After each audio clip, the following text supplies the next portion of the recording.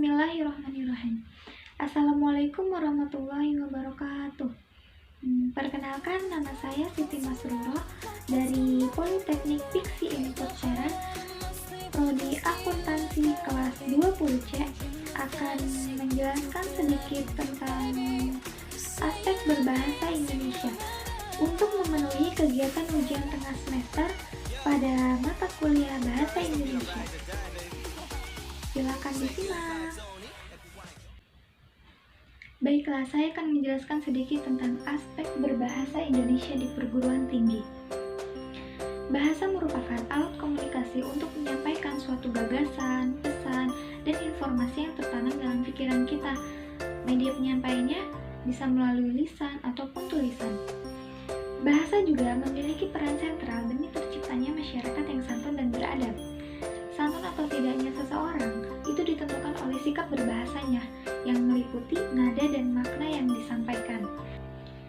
Keterampilan berbahasa memiliki dua unsur, yaitu unsur logika dan unsur linguistik.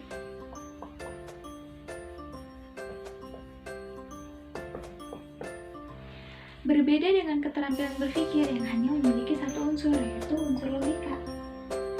Unsur logika terdiri dari isi, bahan, materi, dan organisasinya.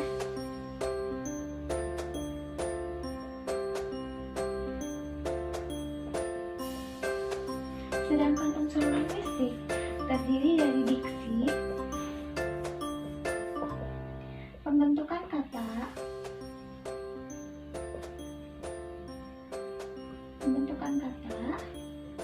pembentukan kalimat,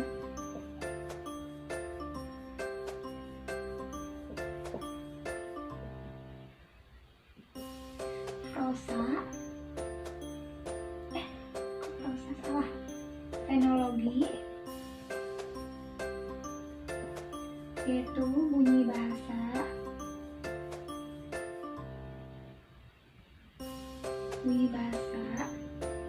untuk membaca, dan ejaan untuk menulis.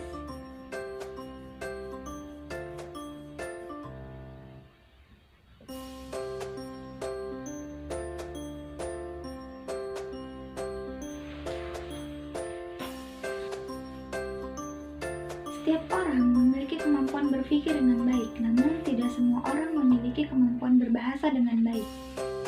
Apa yang kita pikirkan belum tentu kita ucapkan dan lakukan, namun apa yang kita ucapkan itulah yang kita pikirkan dan lakukan. Bahasa dan berbahasa mampu mendefinisikan pola jati diri, karakter, dan pola berpikir seseorang. Ada 4 aspek keterampilan berbahasa Indonesia, yaitu menyimak, berbicara, membaca, dan menulis. Nah, dari keempat aspek ini terbagi lagi menjadi 2 kelompok, yaitu kelompok produktif dan kelompok reseptif. Apa sih kelompok produktif itu? Kelompok produktif adalah menyampaikan suatu informasi atau gagasan yang berupa tulisan maupun lisan. Nah, yang termasuk kelompok produktif ini yaitu berbicara dan menulis. Sedangkan yang reseptif yaitu digunakan untuk menangkap dan memahami informasi yang disampaikan melalui lisan maupun tulisan. Nah, yang termasuk kelompok reseptif yaitu menyimak dan membaca.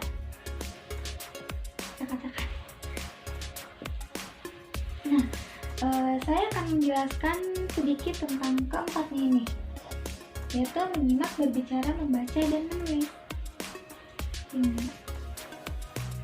Oke, yang pertama ada aspek menyimak.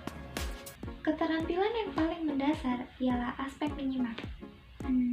tentunya setiap orang pasti melakukan kegiatan menyimak, mulai dari mendengarkan berita, mendengarkan cerita, dan mendengarkan berbagai informasi lainnya. Menyimak berbeda ya dengan mendengar. Kalau mendengar itu hanya menerima informasi yang diperdengarkan saja, tanpa melalui proses penyerapan dan pemilihan informasi di dalam kinerja otak, sehingga tersimpan di dalam short-term memory, yaitu ingatan jangka pendek.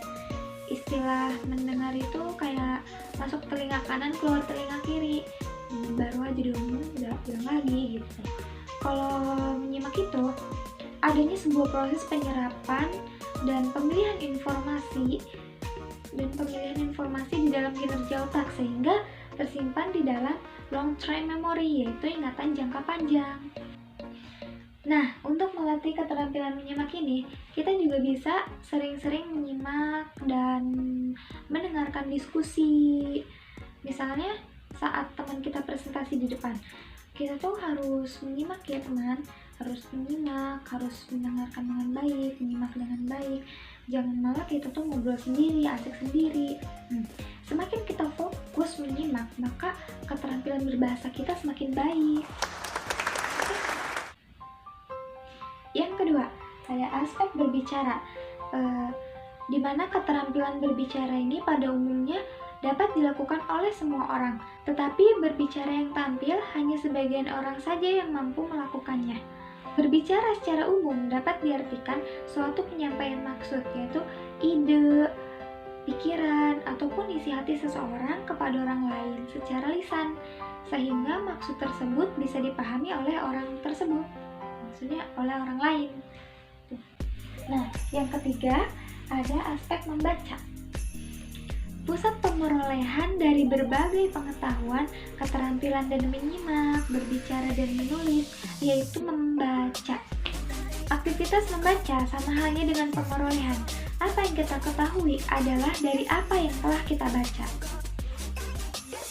Selain itu, membaca juga digunakan untuk membangun konsep, memberi pengetahuan, mengembangkan intelektualitas, membantu dan memahami problem orang lain, dan sebagai suatu kesenangan loh teman. Yang terakhir, ada aspek menulis.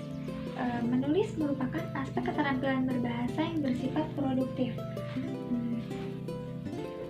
Menulis dapat dikatakan keterampilan berbahasa yang paling rumit di antara keterampilan berbahasa yang lainnya.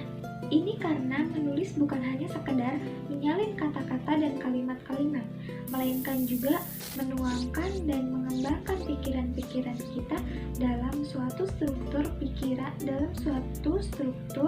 tulisan yang teratur. Kegiatan menulis merupakan sebuah proses, artinya untuk menghasilkan sebuah tulisan yang baik, maka seseorang harus melalui tahapan kegiatan yang saling berhubungan dan berkesinambungan. Tulisan yang bagus adalah tulisan yang mudah dicerna melalui penggunaan kalimat yang efektif dan efisien. Nah, itulah sedikit penjelasan tentang aspek berbahasa Indonesia. Mungkin itu saja dari saya. Mohon maaf jika banyak kata-kata yang salah, karena saya pun masih belajar. Unzur makola wala ta'zur mangkola.